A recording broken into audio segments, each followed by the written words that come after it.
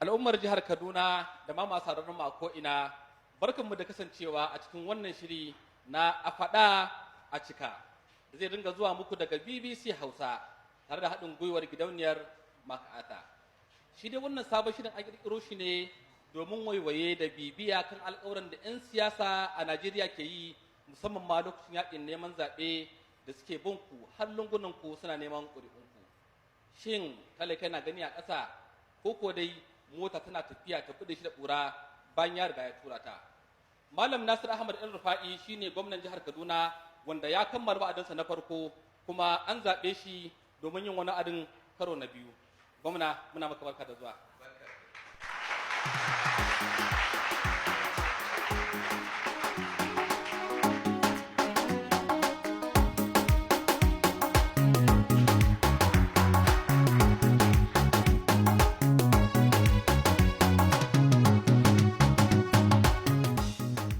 To gwamnan dai kamar da kuka gani ya amsa gayyatar mu kuma gashi a zaune mana tare da shi. Za mu ji insha Allahu shin ya cika alƙawarin da ya ɗauka ko ko dai akwai sauran na akaba. Gwamna muna maka barka da zama. Barka ka dai. Wato kafin faɗa cikin shirin gadan-gadan abokin aiki Haruna Ibrahim Kakangi ya yi mana waiwaye da Hausawa ke cewa adon tafiya kan yadda ake tafiyar da gwamnati a jihar Kaduna da ake cewa garin gwamna.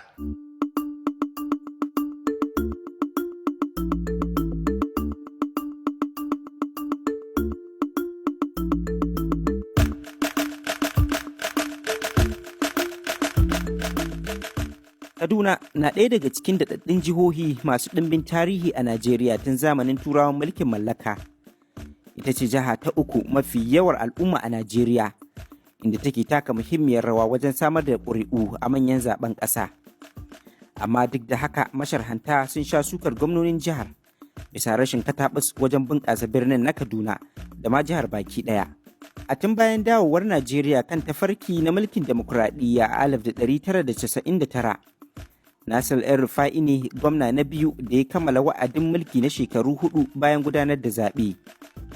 Tun bayan hawansa mulki, gwamnan ya ɗauki waɗansu matakai masu cike da ruɗani, watakila domin rage kaifin rarrabuwar kawuna da ke tsakanin al'umma. Amma bayanai na nuna cewa akwai sauran jan aiki a gaba. Ya sanya yaransa a makarantar gwamnati, ya kuma ayyana cewa ilimin mata zai kasance kyauta ne daga firamare har sakandare. Inda ya bullo da wasu sabbin tsare-tsare. Za a ga yanzu malaman ba kamar da ba, yanzu suna koyarwa sosai.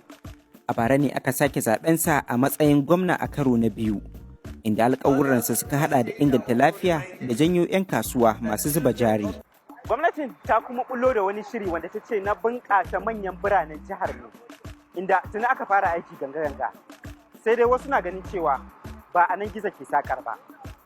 Tun da ake a jihar Kaduna, ba taɓa samun gwamnati wanda saboda tsabagen sakaci da kuma rashin iya tafiyar da mulki ya jefa jihar Kaduna a matsayin na rashin tsaro irin na Malam Nasiru El Rufa'i ba.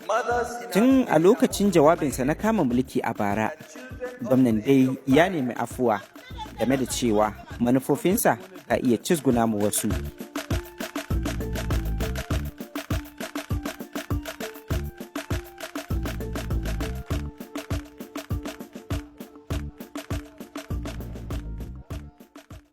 Waiwaye kenan da Haruna Ibrahim Kakange mana dangane da ake tafi da mulki a jihar Kaduna.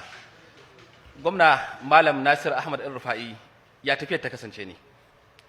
To alhamdulillah, I think a gani na ba ni za a tambaya tafiya ba. A tambayi al'umman jihar Kaduna tafiya mu dai muna iyakan ƙoƙarinmu mu gyara zamantakewan al'umman jihar. Muna iyakan ƙoƙarin mu tabbatar da cewa 'ya'yan talakawa sun samu ilimi ingantacce, matansu da 'ya'yansu sun je asibitoci sun samu ma'aikatan lafiya da za su lura da su. Kuma muna iyakan ƙoƙarin mu shekaru da aka ɓata domin jihar Kaduna duk ita ta haifi sauran jihohin arewa gaba ɗaya har da Abuja. Amma wasu jihohi sun zo sun wuce mu wurin ci gaba.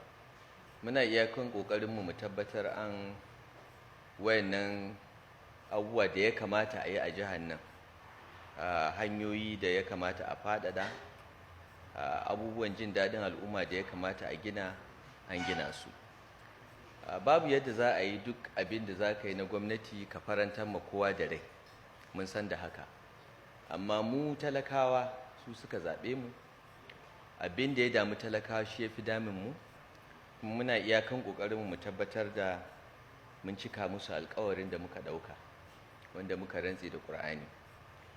In ka tambaye ni yaya tafiyar da shugabanci, zan ce muna iyakan ƙoƙarin, muna neman mutanen kirki, muna neman maza da mata, matasa da masu shekaru, domin a haɗa hannu da ƙarfe a kawo ci gaban jihar nan. Kamar idan aka tambaye kai kasan alƙawarin da kai kasan dalilin da ya sa ka shigo ka nemi gwamnatin nan, kai kasan alƙawarin da kai lokacin yaƙin neman zaɓe da lokacin da kai karo na farko da karo na biyu, a cikin waɗannan alƙawura wani alƙawari ne guda ɗaya ko biyu zaka ce ka cika shi?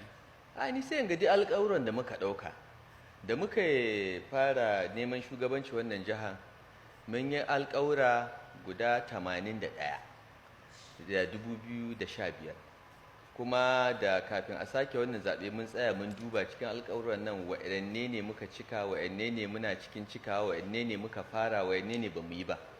Cikin 81, 5 ne kawai a lokacin da aka zaɓe mu ba mu fara aiki zuwa su. Kamar in kai akwai alƙawarin da za ka iya yi ka cika gobe, akwai kuma alƙawari wanda sai dai ka yi ka bari. Ilmi ya lalace, babu yadda za a yi ka ce ka gyara shi har a gani yau, sai dai ka fara. Amma duk wanda yake jihar nan ya san cewa yadda muka ɗauki gyaran ilimi mun cika alkawarinmu, domin muna yin abin da ya kamata, sai nan gaba ne za a ga sakamakon abin da muke yi. Mu a ganinmu alkawuran da muka ɗauka ɗin mun yi iyakan ƙoƙarinmu mu cika. Mun samu matsaloli da dama a karanmu na farko, wanda wasu waɗanda muna tare da su suka kawo mana cikas, amma alhamdulillah duk da haka alƙawuranmu duka mun ɗauka, a ganina mun cika, kuma sauran da bamu gama cikawa ba muna nan yanzu muna yi. Ka ce guda 5 ba ku cika su ba har ku gama mulkin ku na farko, waɗanne ne waɗannan guda 5 ɗin? Misali mun ce za mu tabbatar cikin shekaru 4 mun kawo ginin gidaje na masu ƙaramin kuɗi da masu matsakaicin kuɗi kamar 20,000 a jihar Kaduna. To ba mu samu mun yi gidaje da suka fi 2,000 ba, saboda haka za mu ce mun cika wannan alƙawarin ba. Wannan kuma ya zo ne ya zama haka ne because mun ɗauka cewa in muka ba masu kuɗi filaye za su yi irin wayannan gidaje, amma yanzu mun lura cewa dole in dai matsakaicin kuɗi ne da masu ƙaramin kuɗi sai dai gwamnati ta gina ta taimaka ma talakawa su sai gidajen nan. Saboda haka akwai wayannan mun yi alkawari, misali za mu yi light rail, za mu yi wato jirgin ƙasa na cikin gari a cikin wayannan shekaru 4. To har mun je Indiya mun samu rance da sauransu, amma ba mu samu mun fara ba. So akwai irin wayannan ƙananan, ba zan ce ƙanana ba, ƙanana da manyan alƙawura wanda muka ɗauka wanda muka kasa farawa, amma dukkansu muna nan muna kan hanya, kuma in Allah ya yarda da addu'an al'umma da goyon bayansu cikin shekarun da suka rage mana, in Allah ya yarda duk alƙawuranmu za mu cika. Amma wannan tambayan ina jin gara su al'umma da suka zaɓe mu a tambaye su ba ni ba, domin aka tambaye za mu je ga al'ummar kuma wataƙila yanzu ma bara mu yi waiwaye kan ɗaya daga cikin alƙawarin da kai, musamman abin da ya shafi harkar lafiya. Lokacin da ake rantsar da kai har ma giya ka rangaiwa iyaye su dinga kai yaransu asibiti, bara mu dan waiwaya, wataƙila na san malam bai manta ba. Mun yi wannan alƙawari. Bara a kunna mana shi wannan a yoyoyi mana malam a tuna mana. To shikenan. Mothers in our state are also reminded that children up to the age of 5 get free medical. Ana kuma tunatar da iyaye mata a faɗin jihar mu cewa bayar da kiwon lafiya ga ƙananan yara ƙasa da shekara 5 kyauta ne a asibitocin mu. Please take advantage of this. Dan Allah ku ci gajiyar wannan tsari. Ku ci gaba da kai 'ya'yanku zuwa asibiti domin a duba su lokaci zuwa lokaci. Kyauta ne. It is free. Mun bibiyi wasu asibitoci na gwamnatin jihar Kaduna don ganin yadda lamarin ke kasancewa. Ga abin da wasu mata suka shaida mana, iyayen yaran nan yan ƙasa da shekara 5. Mun siya su drip da su magunguna, ya kama mun dai ba da dai a dunkule wurin 4,500. kuɗin gado ciki. To kuma har yanzu ana ce mu siya sirinji mu siya wasu ƙananan abubuwa duk din ana cirewa. Ga yau ma an rubuta mana test na je an yi. To gwamnatin ta ɗauko ko da magani ne su tallafa ma, akwai talakokin da babu ne, so ya zama free ɗin. Kamar ina kashe 3,000 ko 5,000, ban dai taɓa yanayin dai ban taɓa kashe 8 ba, in ba dai ruwa ba ko kuma wani ciwo ko magani zuwa 2,000 haka ko 3. Tun da nake zuwa ba a taɓa bani kyauta ba sai wannan karan, shi ma ruwa ne aka bamu. Kuma ya kamata tun da na gwamnati ne yara ko menene fannin su a ba da shi kyauta. To gwamna ka ji abin da suke cewa me ke faruwa, kamar kana bibiya ko baka san me ke faruwa a asibitocin ba? to ina samun wasiƙu lokaci zuwa lokaci cewa mace ta je asibiti tana da juna biyu, an ce ta biya wani kuɗi, ko kuma ta kai yaronta wanda bai kai shekara 5 ba, an ce ta biya kuɗi, kuma muna sa a bincika kuma muna ladabtar da wayanda suka yi wannan ba daidai ba ne. Kowace mace a jihar Kaduna mun ɗauki alkawari cewa in tana da ciki za ta je asibiti ta yi gwaji har ta haihu, kuma bayan ta haihu jariri har ya kai shekara 5, idan Allah ya da duk rashin lafiyan da ya taso za a duba shi, za a ba shi magani. Ƙila abinda na ji daga wasu asibitocinmu shine wani lokaci magungunan da aka rubuta babu a asibitin, shine sukan ce a je a saya, domin ba kowane magani muke da shi ba. Muna iyakan kokarinmu muna duba irin magungunan da ake bukata. Amma kamar ita wanda ɗaya daga ciki tana cewa gwaji ne ma aka yi, an ce ta biya kuɗi. Wannan ba daidai ba ne, da za ta gaya mana wani asibiti ne sai mu bincika mu ɗauki matakai kan wayanda suka yi haka. Ba daidai ba ne, kamar hana. Ka ce kuna ɗaukan matakai, za ka iya tana wani asibiti ɗaya da kuka ɗauki mataki saboda sun saba umarnin da ka ba su? Kwarai, an kawo mana ƙarin asibitin kawo mun ɗauki matakai, shugaban asibitin ma gaba ɗaya muka cire shi daga aiki. Akwai wani asibiti ƙaramin asibiti a ƙaramin hukumar Soba shi ma wanda aka kawo mana irin wannan kuka, kuma muka ɗauki matakai. Wataƙila wani zai ce kayi alƙawarin nan ne ba tare da kun yi cikakken tanadi na magungunan da za a iya samun su ma wataƙila masu sauƙi, ba tare da kun samar ba, kun musu turin jaka ka bata su asibitoci kenan. A'a, ba mu yi alƙawarin nan idan mu rufe ba. Mun duba records na shekaru wa ina irin magunguna aka fi bukata a asibitocin nan, kuma muna ba da su.